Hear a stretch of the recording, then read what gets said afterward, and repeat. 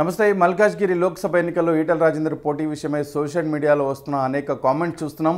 ఈటల పోటీ చేస్తే ఏంటి, మరొకరు పోటీ చేస్తే ఏంటి అన్న చర్చ జోరుగా సాగుతుంది. ఈటల పోటీ చేయాలని కొందరు స్పష్టమైన అభిప్రాయాన్ని వ్యక్తం చేస్తుండగా మరికొందరు ఈటల పోటీపై కామెంట్ చేస్తున్నటువంటి విషయాలను కూడా సోషల్ మీడియాలో చూసాము. రాజకీయాల్లో ఈటల తీరును కొందరు సమర్థిస్తుంటే మరికొందరు ఈటల మళ్ళీ పోటీనా అనేవారు కూడా ఉన్నారు.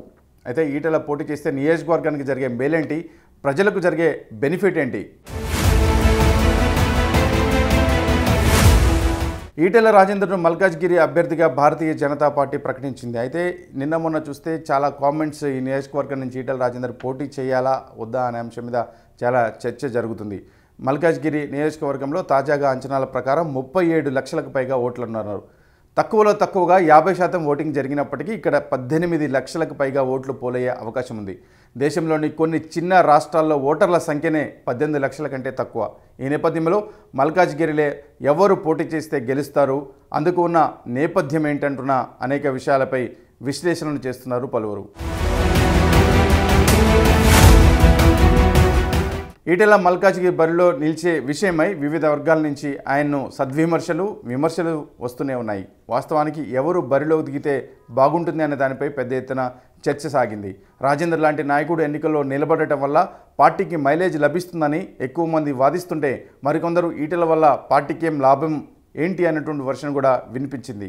కానీ ఇవన్నీ బేరీజు వేసుకున్న భారతీయ జనతా పార్టీ అధిష్టానం ఈటల రాజేందర్కి టికెట్ కేటాయించింది. దేశంలోనే అతిపెద్ద నియోజకవర్గానికి ఈటల రాజేందర్ను అభ్యర్థిగా ప్రకటించింది. వివిధ ప్రాంతాలకు చెందిన ఓటర్లు, వివిధ భాషలకు చెందిన ఓటర్లు, వివిధ వర్గాల ప్రజలు ఈ నియోజకవర్గంలో ఆవాసంగా ఉంది.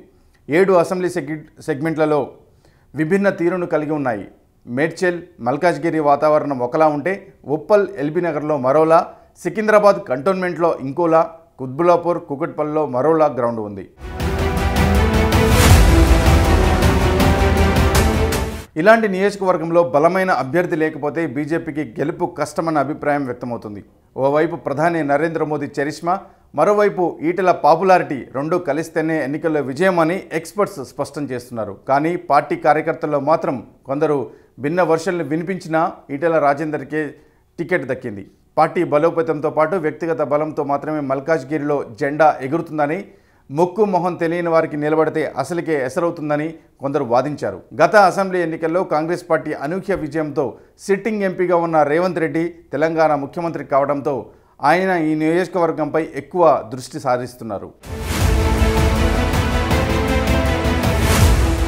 గత అసెంబ్లీ ఎన్నికల్లో మల్కాజ్గిరి పార్లమెంటు పరిధిలో 7 సెగ్మెంట్లలోనూ బీఆర్ఎస్ విజయం సాధించింది. ఇక్కడి నుంచి మాజీ మంత్రి మల్లారెడ్డి, ఆయన అల్లుడు మర్రి రాజశేఖర్ రెడ్డి ఎమ్మెల్యేలుగా విజయం సాధించారు. ఈసారి ఇక్కడి నుంచి ఆ పార్టీ అభ్యర్థిగా మల్లారెడ్డి తనయుడు భద్రారెడ్డి పోటీకి దిగుతున్నారు. ఇక్కడి నుంచి సీఎం రేవంత్ రెడ్డి తన సోదరుడు కొండలరెడ్డిని దింపుతారని భావిస్తున్నా ఆ విషయంపై క్లారిటీ రావడం లేదు. అయితే ఇక్కడి నుంచి కాంగ్రెస్ బలమైన అభ్యర్థిని పోటీకి దింపడం మాత్రం ఖాయం.